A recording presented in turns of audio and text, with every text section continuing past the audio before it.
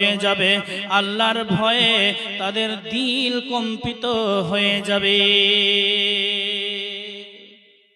দ্বিতীয় নাম্বার মুমিনের গুণ হলো, যখন কোরআনের আয়াত পড়বে তখন কি হবে? মুমিনের ঈমান বৃদ্ধি পাবে, ঈমান বেড়ে যাবে। ওয়াজিলাত কুলুবুহুম ওয়া ইযা তুলিয়াত আলাইহিম আয়াতুহু যাদাতুহুম ঈমানা, এবং তাদের ঈমান বেড়ে যাবে। আর আমাদের কি হচ্ছে? আমাদের বর্তমান কি হচ্ছে? যখনই কোনো জায়গায় বিহার মেলা থেকে নিয়ে আর 1 জানুয়ারি চলে গেছে থেকে নিয়ে এমন ডিজে বাজিয়ে তারা গান তাল করে এমন ভাবে তারা মাতোয়ারা হয়ে আছে, এমন ভাবে তারা মাতোয়ারা হয়ে আছে, মনে হচ্ছে না যে এরা মুসলমানের সন্তান, মনে হচ্ছে না যে এটা একটা মুসলমানের বিয়ে, মনে হচ্ছে না এই গ্রামে কোনো মুসলমান বসবাস করে। যেখানে কোরআনের আয়াতগুলো শুনলে, কোরআনের আয়াতগুলো যেখানে শুনলে আপনার দিল কম্পিত হতো, আপনার ঈমান বৃদ্ধি পেত। আর আজকে 2026 এ বর্তমান জামানায় আমাদের ঈমান বৃদ্ধি নয়, বরং ঈমানকে কুড়ে কুড়ে নষ্ট করে দিয়েছে, শেষ করে দিয়েছে এই বিভিন্ন ধরনের নোংরা জিনিসগুলোতে। বিভিন্ন ধরনের নোংরা জিনিসগুলোতে আমাদের ঈমানগুলোকে কুড়ে কুড়ে শেষ করে দিয়েছে। যেমন কবি বলছেন, রং নাম্বারে ফোন করিল, রং নাম্বারে ফোন করিল, রিসিভ করিল মে, প্রথম লগ্নে প্রেম কাহিনী উঠালো জমিয়ে, দ্বিতীয় লগ্নে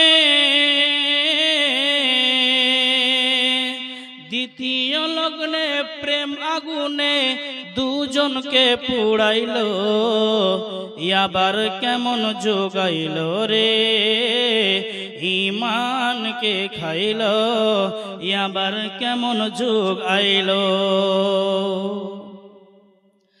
নারী গেল সিনেমাতে ফিল্ম দেখিবে তাই, সঙ্গে আছে চাচাতো ভাই আর আছে বোনাই। রাত 12টায় ফিল্ম দেখে বাড়ি ফিরে আইলো, আবার কেমন যোগাইল রে ঈমানকে খাইল, আবার কেমন যোগ আইল।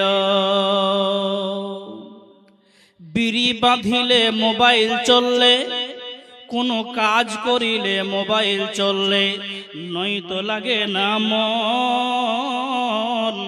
আর একটা গানে মন মাতালো ইঞ্জিল পুক পুক গান, আর গানের তালে হাসি দিয়ে, গানের তালে হাসি দিয়ে জমিনে লুটাইল, আবার কেমন যোগাইল রে ঈমানকে খাইল, আবার কেমন যোগাইল।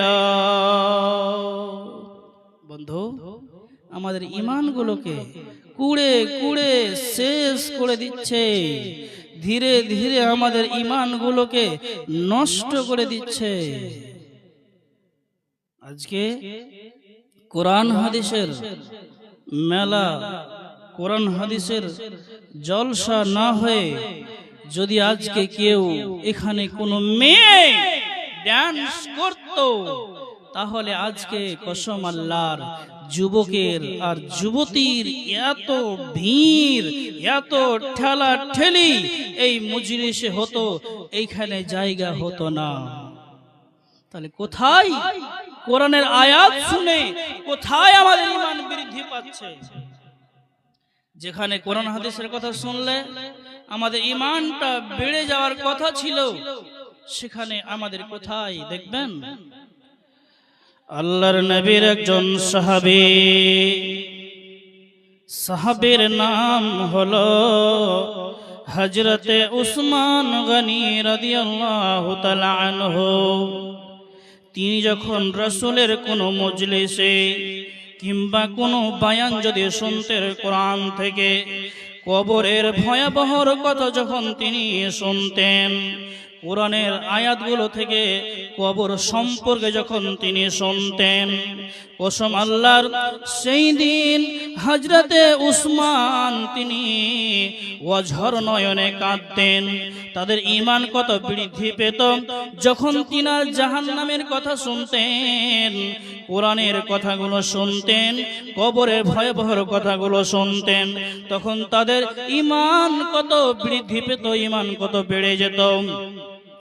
হযরতে উসমানের মতো একজন জান্নাতের সার্টিফিকেট প্রাপ্ত সাহাবী, যিনি নবীর জামাই, নবীর একবার জামা নয়, তিনি দুইবার জামাই হয়েছিলেন।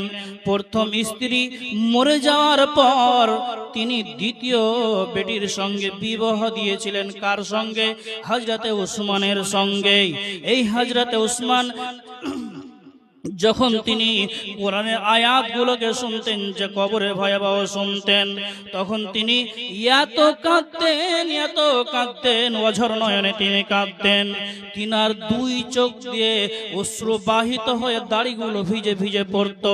খলিফাতুল মুসলিমিন উসমানকে জিজ্ঞাসা করা হলো, আমিরুল মুমিনিন উসমান, আপনি জাহান্নামের কথা শুনে যতটা ক্রন্দন করেন না, আপনি পুলসরাতের কথা শুনে যতটা ক্রন্দন করেন না, উসমান আপনি বলেন কবরের কথা শুনে আপনি তার চাইতে বেশি কেন কাঁদেন?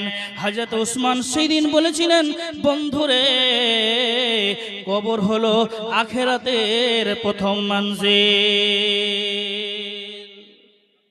যার জীবনে ঈমান নামের বস্তুটা ফিটিং থাকবে, সে কি হবে? বেঁচে যাবে, সে বেঁচে যাবে। যার জীবনে ঈমান নামের বস্তুটা ফিটিং থাকবে, তার কোনো টেনশন থাকবে না। আর যে কবরে ধরা খাবে, সব জায়গায় ধরা খাবে। তার জন্য হযরত উসমান যখন নিয়ে কথাগুলো শুনতেন, তখন তার ঈমান বৃদ্ধি পেত, আরো মনে হয় তার ঈমান বেড়ে যেত। আর বর্তমান জামানায় আমাদের ঈমান বৃদ্ধি পায় না। তাহলে কোথায় আমরা মুসলিম? তারপর আল্লাহ কি বলছেন?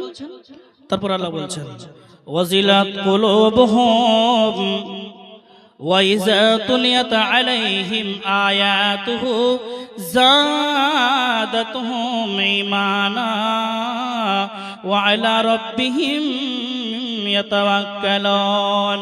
মুমিন যারা হবে সব সময় আল্লাহর উপরে তাওয়াক্কুল করে জীবন কাটাবে।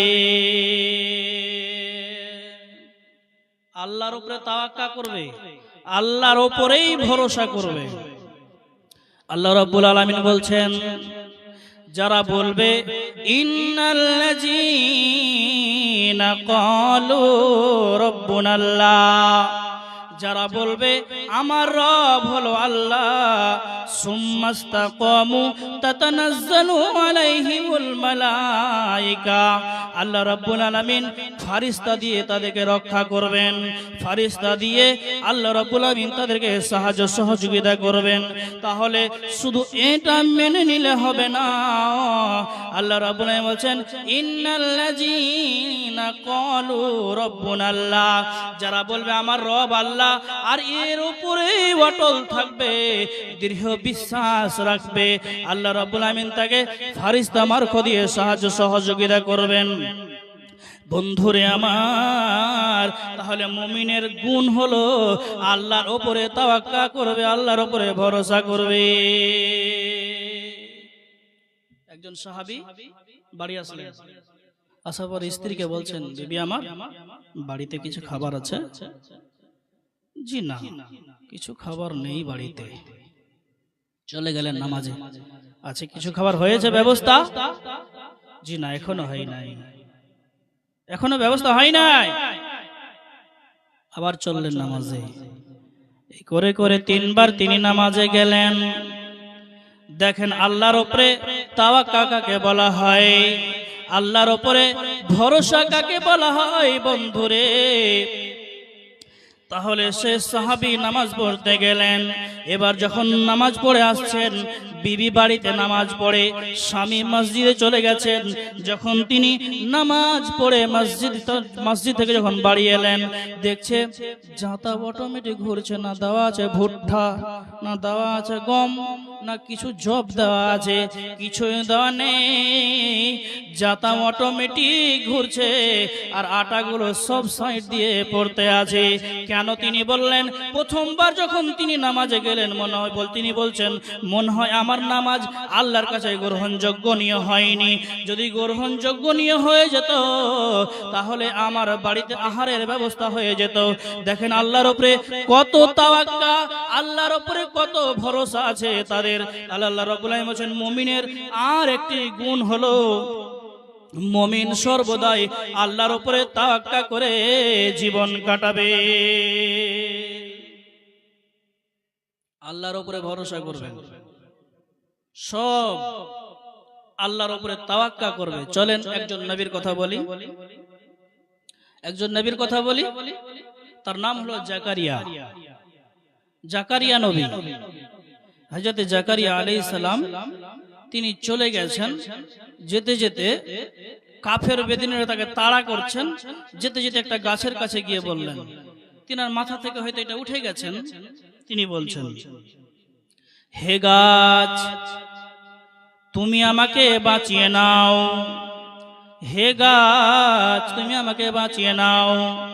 যখন জাকারিয়া আলাইহিস সালাম কথাটি বললেন, গাছ ফেটে দুভাগ হয়ে গেল। গাছ ফেটে যখন দুভাগ হয়ে গেছে তখন তিনি গাছের মধ্যে ঢুকে গেলেন। আল্লাহর হুকুমে গাছ দুফাটা হয়ে গেল, ঢুকে গেলেন। কাফের বেদিনেরা দেখতে পেয়েছে জাকারিয়া গাছে ঢুকেছে। তখন তারা করত দিয়ে চিরতে লাগলো। এবার গাছের ভিতর থেকে জাকারিয়া নবী বলছেন, রব্বুল আলামিন এবার তুমি আমাকে বাঁচাও। আল্লাহ বলছেন, জাকারিয়া যদি চাইতে হতো, তাওয়াক্কুল করতে হতো, প্রথমবারেই তোমাকে বলতে হতো তোমার আমার উপরে ভরসা ছিল না, আমার উপরে ভরসা ছিল না। তাহলে আরেকটা নবীর কথা বলি, হযরত ইউনূস আলাইহিস সালাম। তিনিও চলে গেলেন, আল্লাহর হুকুমটাকে হয়তো তিনি মান্যতা দেননি, চলে গেছেন। যাওয়ার পরে তিনি নৌকা থেকে পড়ে মাছের পেটে চলে গেছেন। তো তিনি বলছেন, মাছের পেটে গিয়ে তিনি বলছেন হয়তো এভাবেই, এবার আমাকে মাছের পেট থেকে কেউ বাঁচাতে পারবে না। কখন তিনি বললেন, যখন মাছটা নবী ইউনূসকে গিলে নেওয়ার পর সমুদ্রের মাঝে তিনি বসে গেছেন, গভীর তরে তলিয়ে গেছেন। তখন তিনি বলছেন, আর কেউ আমাকে বাঁচাতে পারবে না, কেউ আমাকে বাঁচাতে পারবে না। তো ইউনূস নবী মাছের পেটের ভিতর থেকে ঝিনুকের আওয়াজগুলো তিনি কিচির মিচির শব্দগুলো শুনতে পান। মাছের পেটের ভিতর থেকে ঝিনুকের আওয়াজগুলো তিনি শুনতে পান। এবার তিনি মাছের পেটের ভিতর থেকে তিনি ভাবতে লাগলেন, এত গভীর তলদেশে ঝিনুকের আওয়াজ কিচির মিচির গুলো করছে, এর আওয়াজ তো কেউ শুনছে। যদি কেউ বাই না শুনে তাহলে ঝিনুকগুলো কেন কিচির মিচির আওয়াজ করবে? দেখেন বন্ধুরে, প্রথমে আল্লাহর উপরে তাওয়াক্কুল ছিল না।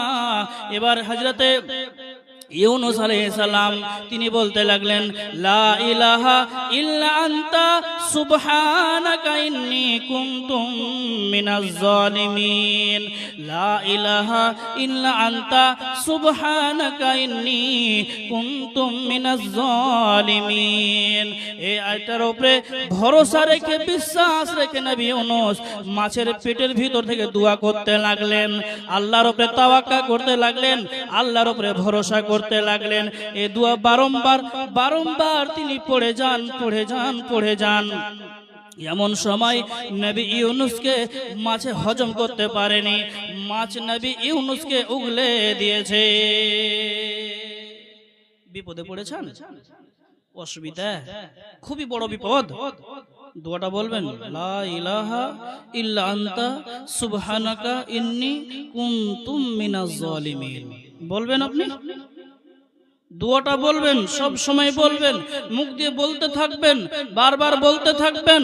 আল্লাহ রাব্বুল আলামিন বলছেন, যত বড়ই মুসিবত হোক না কেন, যত বড়ই তুমি বিপদে থাকো না কেন, সব বিপদগুলি তোমার কেটে যাবে। বন্ধুরে আমার, বর্তমানে এখন SIR চলছে আপনাদের পশ্চিম বাংলাতে। SIR এর নামে মুসলমানদের উপরে নির্যাতিত করছে, মুসলমানদের উপরে অত্যাচার চলছে, মুসলমানদেরকে পদদলিত করা হচ্ছে, মুসলমানকে নিচু দেখা হচ্ছে। বন্ধুরে আমার, যখন আপনার আব্দুর রহমান আরো প্রমাণ লাগবে, বাদ কি তোমার নাম আব্দুল সত্তার, তোমারও নেই, তোমরা কয় ভাই? তো বলছে আমরা 6 ভাই। তোমরা তো দেশের ভারতের নাগরিক নও, তোমরা তো ভারতের নাগরিক হতে পারো না, কেন তোমরা 6টা ভাই?